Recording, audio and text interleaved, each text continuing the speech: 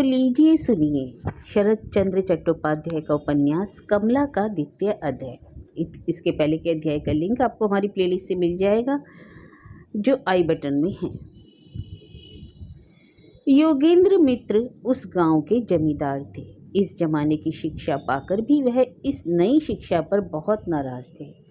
वह स्वयं सारी जमींदारी का कामकाज देखते थे, अपनी समझ ही को सर्वोपरि समझते थे। उनकी बात को कोई टाल नहीं सकता था। अपने स्वभाव के कारण योगेंद्र बाबू को जीवन में अनेक बार हानि भी उठानी पड़ी थी, लेकिन उससे उनके स्वभाव में कुछ परिवर्तन नहीं हुआ। गांव में उनकी बड़ी इज्जत थी।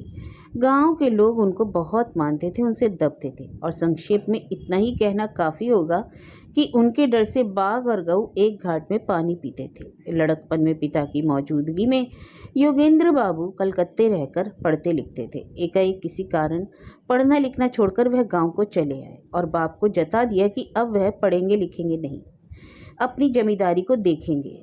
योगेंद्र बाबू के पिता पुराने जमाने के आदमी थे।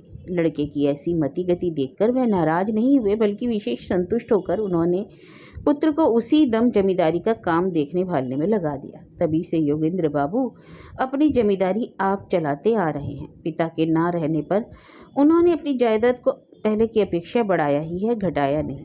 कलकत्ते के ऊपर वह खासकर नाराज थे। कलकत्ते के नाम से उन्हें चिढ़ थी। कलकत्ते का नाम सुनते ही वे ऐसी बातें करने लगते कि उन बातों को सुनकर बहुत ही सीधे साधे कलकत्ता वासी के लिए भी धैर्य की रक्षा कठिन हो जाती है। घर अपने गांव में उनकी प्रतिष्ठा प्रभुता की कोई हद ना थी, और अपने घर में बैठकर उनके पीठ पीछे भी उनकी निंदा का साहस किसी को ना होता। हरेंद्र जब स्कूल की पढ़ाई खत्म कर चुका, तब योगेंद्र ने अपनी ही तरह उसे भी जमींदारी के काम में लगाने की बड़ी कोशिश की, लेकिन ना जाने किस कारण से और ना जाने क्या सोचकर वह अपनी स्त्री के अनुरोध को मान गए और हरेंद्र को कॉलेज में पढ़ने के लिए कलकत्ता भेज दिया।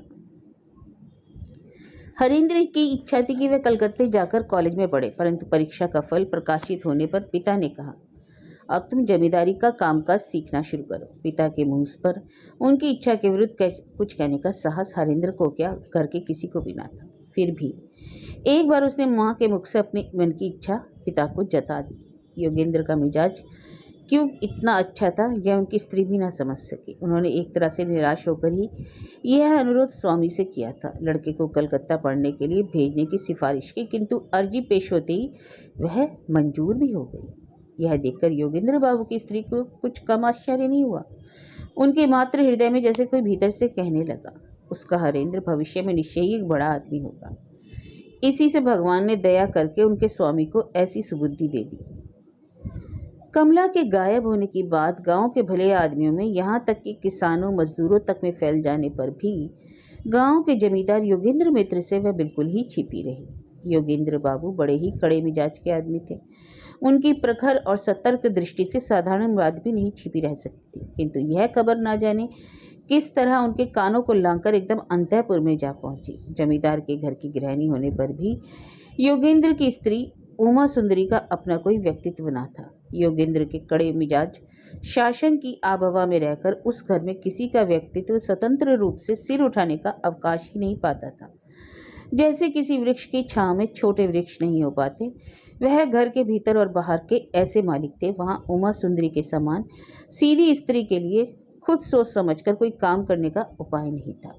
उमा सुंदरी को जब यह खबर मिली कि उनका लड़का उस घर की बेटी कमला को लेकर भाग गया है, तब उन्हें बड़ी कड़ी चोट पहुंची। उन्हें भारी धक्का लगा। यह खबर वह स्वामी से कह नहीं सकती थी। स्वामी की यह खबर देना अपने हाथ अपना सर्वनाश करने या अपने पैरों में आप कुल्हाड़ी मारने के समान था। कारण योगेंद्र तो पहले लड़के को कलकत्ते पढ़ने के लिए भेजने को राजी ही न थे, केवल उमा सुंदरी के ही अनुरोध से पीछे राजी हुए। अब यह खबर पाकर वह हरेंद्र के लिए कैसे कड़े दंड की व्यवस्था करेंगे, इसकी कल्पना भी वह नहीं कर सकती थी। शायद गुस्से की हालात में वह लड़के को अपनी सारी संपत्ति के अधिकार से ही वंचित कर दे। अपना कोई व्यक्तिगत स्वतंत्र मत नजर नहीं आने पर भी वह माँ होकर पुत्र के लिए ऐसे कड़े दंड की व्यवस्था को कैसे बर्दाश्त कर सकेगी। कभी उसके जी में यह आता था कि वह छिपकर हरेंद्र को चिट्ठी लिखकर यह अफवाह कहाँ तक सच है इसका पता लगाए तो अच्छा होगा। उसका मन किसी तरह यह विश्वास करने के लिए तैयार न होता कि उनका हरेंद्र ऐसा कुकर्म कर बैठा है। जिस आदमी ने यह खबर उमा सुंदरी को दी थी उसने कहा था कि पहले ही कमला के साथ हरेंद्र का प्रेम था, किंतु माँ होकर वह अब तक इस गुप्त प्रेम का आभास नहीं पा सकी थी। यह सोचकर उन्हें बड़ा आश्चर्य हुआ। उन्होंने सोचा, संभव है ऐसा ही हो। कौन माँ अपने लड़के के चाल चलन के बारे में संदेह कर सकती है। हरेंद्र को लिखने की बात मन में आती एक समस्या उठ खड़ी। वह चिट्ठी लिख कौन देगा। उमा सुंदरी स्वयं तो पढ़ी लिखी नहीं थी, अगर कोई ऐसा विश्वस्त आदमी मिल भी जाए तो एक कठिनाई थी। योगेंद्र बाबू जब तक पढ़ ना ले और हुक्म न दे दे तब तक कोई चिट्ठी ड्योढ़ी के बाहर जा नहीं सकती थी। यह सत्य मिथ्या आशा निराशा की दारुण हलचल हृदय में लिए हुए उमा सुंदरी बेचैनी के साथ दिन बिताने लगी। जमींदार योगेंद्र बाबू के घर में उनके रिश्ते नाते की बहुत सी औरतें थीं, किंतु उनके साथ अपने लड़के के संबंध में इस विषय को लेकर सलाह या आलोचना उमा सुंदरी नहीं कर सकती थी। इस चिंता का उपद्रव और उसके कारण होने वाली मातृ हृदय की असहनीय यंत्रणा उन्हें अकेले ही सहनी पड़ रही थी। उधर हरनाथ मैत्री की स्त्री अर्थात कमला की माँ को जो मानसिक कष्ट था, उससे कुछ कम कष्ट उमा सुंदरी नहीं भोग रही थी। उमा सुंदरी का जी चाहता था कि एक बार कमला की माँ के पास जाकर इस रहस्य को अच्छी तरह समझा आवे। दोनों बहुएं बहुत कम उम्र में ही भी आकर ससुराल आई थी। नई बहू की उस असहाय अवस्था को से लेकर आज तक सुख दुख में दोनों पड़ोसियों की प्रीति बराबर बढ़ती चली जा रही थी। अकस्मात यह घटना हो जाने से अब उमा सुंदरी को हरनाथ की स्त्री के सामने जाते हुए मुंह दिखाते लज्जा मालूम पड़ने लगी। हरनाथ की स्त्री पहले प्रायः नित्य ही दोपहर के समय घर के काम काज से छुट्टी पाकर पास पड़ोस के घरों में चक्कर लगाया करती थी, किंतु तीर्थ स्थान से इतनी बड़ी लज्जा का बोझ सिर पर लाद कर गाँव में आने के बाद वह किसी के यहाँ नहीं जाती थी। कमला के मामले को लेकर गांव में जो एक आंदोलन उठ खड़ा हुआ था, वह दिन बीतने के साथ ही साथ क्रमशः धीमा पड़ने लगा। गांव के बड़े बूढ़े लोगों ने पहले इस मामले को लेकर खूब उधम मचाया, किंतु जब इस घटना के साथ योगेंद्र मित्र के लड़के का नाम सुना तो एकाएक सब चुप हो गए। बूढ़ों से जवानों में यह चर्चा फैली कि फिर गांव के लड़के भी आपस में इसका प्रचार करने लगे। कमला का एक छोटा भाई था, उसका नाम था अरुण। अरुण हरेंद्र के भाई नरेंद्र के साथ गांव के स्कूल में एक ही दर्जे में पढ़ता था। बहन के कलकत्ते में खो जाने के बाद से घर में और बाहर जो आंदोलन चल रहा था, उसे समझने भर की समझ अरुण में मौजूद थी। वह इतना सयाना हो चुका था कि इस हालत के कारण कितनी लज्जा और कितनी सामाजिक लांछना या बदनामी माँ बाप वगैरह को भोगनी पड़ रही है तथा उनमें उसका हिस्सा कितना है, इस बात का अनुभव उसका रोम रोम कर रहा था। स्कूल के मास्टर पढ़ाते पढ़ाते तिरछी निगाह से या कभी कभी स्थिर दृष्टि से जब अरुण की मुख की ओर देखते अथवा सहपाठी लड़के जब उसकी ओर देखकर उसको दिखा दिखा कर आपस में चुपके तरह तरह की बातें करते, तब वे बातें कान में ना सुन पाने पर भी अरुण के हृदय में ऐसी जगह पर मर्म स्थल में चोट पहुंचाती थी कि उसकी वेदना से वह बेचारा बेचैन हो उठता। हृदय के भीतर लज्जा और अपमान का यह दारुण बोझा उसे अकेले ही उठाना पड़ता था। कारण उसकी जैसी हालत थी और जैसी कम उम्र थी, उसमें ऐसा जिगरी दोस्त मिलना कठिन ही था जो उसके बाप का दुख भटाता, ये सहानुभूति प्रकट करके उसे शांत करता। अरुण अपने माँ बाप से भी अपनी बहन के बारे में कुछ पूछ नहीं सकता था। उसके माता पिता जो अकथनीय मानसिक कष्ट भोग रहे थे, उसे वह दोनों वक्त अपनी आंखों से ही देख पाता था। वह इतना तो समझता था कि अगर इसके बारे में मैं उनसे कुछ भी पूछूंगा तो उन्हें ज़्यादा कष्ट होगा। यही सोचकर वह चुप रहता था। अरुण की बहन और नरेंद्र के बड़े भाई का नाम लेकर लोग जो निंदा करते थे, उससे अरुण और नरेंद्र की एक सी हालत होनी चाहिए। पहले यह बात गांव में फैली थी, तब अरुण की देखा देखी नरेंद्र को भी लज्जा मालूम होती, किंतु कुछ दिन बाद दर्जे के और लड़कों ने नरेंद्र को समझा दिया कि इसमें उसे कोई शर्माने की बात नहीं।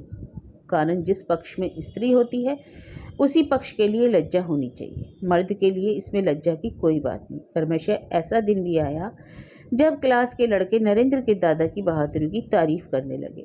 स्कूल लगने से पहले लड़के जमा होकर जब इसी बात की आपस में चर्चा करने लगते थे और बहादुर लड़का नरेंद्र की प्रशंसा के पुल बांधते थे, तब ऐसे दादा का भाई अपने को समझकर नरेंद्र भी मन ही मन एक प्रकार से गर्व का अनुभव करने लगा। कभी कभी ऐसा होता कि क्लास के लड़के बैठे कमला के बारे में आलोचना कर रहे हैं, बीच में कोई लड़का गंदी दिल लगी की बात कर बैठता और लड़के एकदम अट्टहास कर उठते। कोई कोई तो हंसते हंसते जमीन पर लौटने लगता। इसी समय धीरे धीरे उदास मुख लिए अरुण ने दर्जे में पैर रखा। एकाएक हंसी का वेग थम गया। कोई कोई शैतान लड़का शायद उस समय हंसी को रोक नहीं सका। मुंह में कपड़ा देकर तिरछी नजर से अरुण की ओर ताक कर हंसता रहा। क्या बातचीत हो रही थी, किस बात के लिए सब लड़के बेदम होकर हंस रहे थे, यह ना जानने में भी अरुण को देर न लगती थी। कभी कभी ऐसा भी होता कि लड़के और किसी बात पर हंस रहे हैं, लेकिन अरुण यही समझता कि उसकी बहन की ही चर्चा चल रही है। इस तरह का अपमान पूर्ण लज्जाजनक जीवन बिताना क्रमशः उस बेचारे के लिए असत्य और असंभव हो उठा। अरुण ने अपने मन में निश्चय किया कि वह अब स्कूल न जाएगा। किसी से कुछ न कहकर अकेले ही कलकत्ते जाकर बहन का पता लगाने का पक्का इरादा उसने कर लिया। एक दिन सवेरे स्कूल जाने के समय अरुण ने अपनी माँ से स्पष्ट कह दिया कि अब वह स्कूल नहीं जाएगा। पढ़ने लिखने में उसका खूब मन लगता था और लड़कों की तरह उसने स्कूल जाने में कभी आपत्ति नहीं की। उसके मुँह से स्कूल छोड़ने की बात सुनकर माँ ने कहा, अरे स्कूल क्यों नहीं जाएगा, क्या हुआ? इस प्रश्न का कोई उत्तर ना था। क्या हुआ यह सभी जानते हैं, लेकिन वह बात अरुण अपनी माँ से तो नहीं कह सकता था, इसलिए कुछ जवाब न देकर वह चुप ही रहा। तब माता ने पुत्र के सिर पर हाथ फेरकर आंसुओं से रूंधे हुए स्वर में पूछा, स्कूल क्यों नहीं जाओगे बेटा, हुआ क्या है? अरुण एकदम रो उठा। बोला, तुम्हारे पैरों पड़ता हूँ माँ, मुझसे तुम स्कूल जाने को ना कहना। इतने दिनों से उसके ऊपर जो जुर्म हो रहा था, उसे जो अपमान और लज्जा का कष्ट उठाना पड़ रहा था, सो अब आज जोश में आकर उसने माँ को सुना दिया। लड़के के मुख से सब हाल सुनकर माता भी रोने लगी। मैत्र महाशय बाहर चबूतरे पर बैठे कुछ कर रहे थे।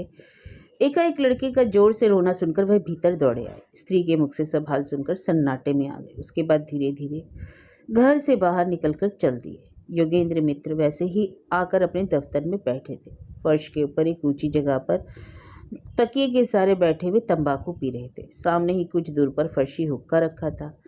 उनके चारों ओर 8-10 कर्मचारी थोड़े थोड़े फासले से बैठे अपना अपना काम कर रहे थे। उन कर्मचारियों के आसपास छोटे बड़े पतले मोटे तरह तरह के रजिस्टर खाता वगैरह खुले रखे थे। काम हो रहा था, सन्नाटा छाया हुआ था। इसी समय आंधी की तरह वेग से हरनाथ मैत्र ने उस बैठक खाने में प्रवेश किया। उनकी उस समय वह उग्र मूर्ति देखकर दफ्तर के सभी आदमी डर गए।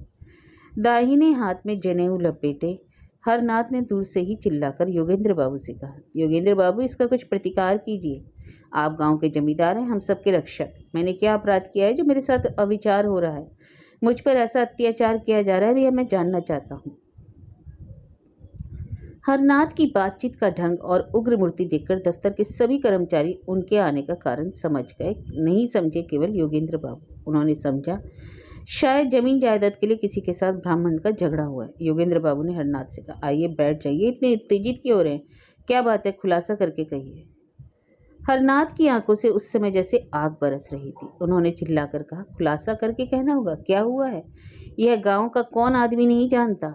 योगेंद्र बाबू की आदत थी कि वह किसी भी बात को तूल देकर कहना पसंद नहीं करते थे। अधिक भूमिका सुनकर वह चिढ़ जाते थे। खींचकर अपने कर्मचारी की ओर देखकर उन्होंने कहा, मैत्र महाशय को किसने सताया है? तुम लोग किस मामले में कुछ मालूम है तुमको?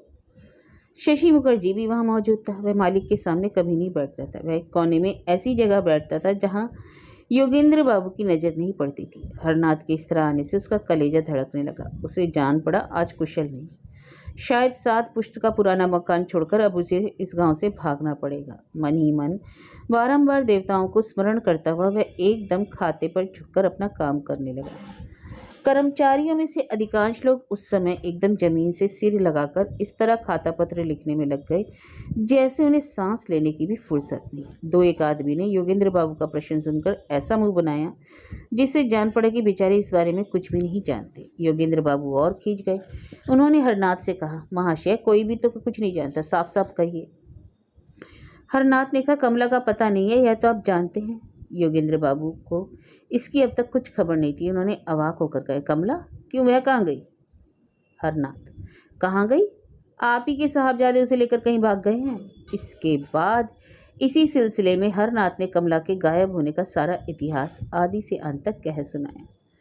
जिंदगी भर में योगेंद्र बाबू को कभी इतना आश्चर्य नहीं हुआ था। सबसे बढ़कर उन्हें आश्चर्य इसलिए हुआ कि जिस बात को गांव के बूढ़े बच्चे सभी जानते हैं उसे वही नहीं जानते। उस पर मजा यह है कि उन्हीं के लड़के के साथ इस निंदनीय और ऐसी ही कितनी बातें इस गांव में खास उन्हीं के घर में हो रही हैं और वह उन्हें इसी तरह नहीं जान पाते।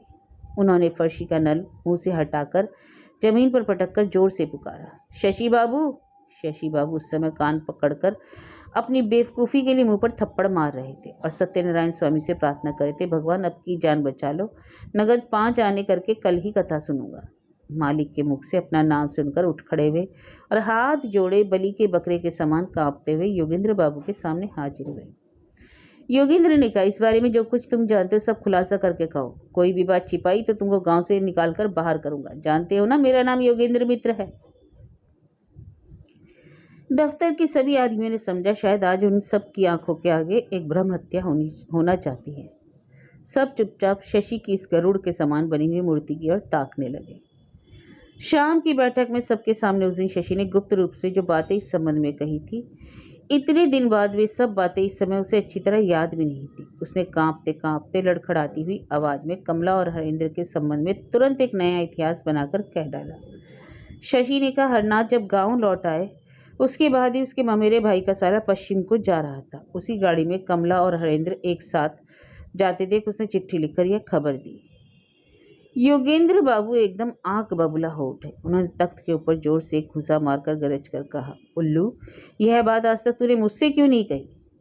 शशि गिरते गिरते बचा। उसने संभल कर 4-5 कदम पीछे हटकर कहा, हुजूर डर के मारे। योगेंद्र बाबू खड़े हुए और किसी से कुछ न कहकर घर के भीतर चले गए।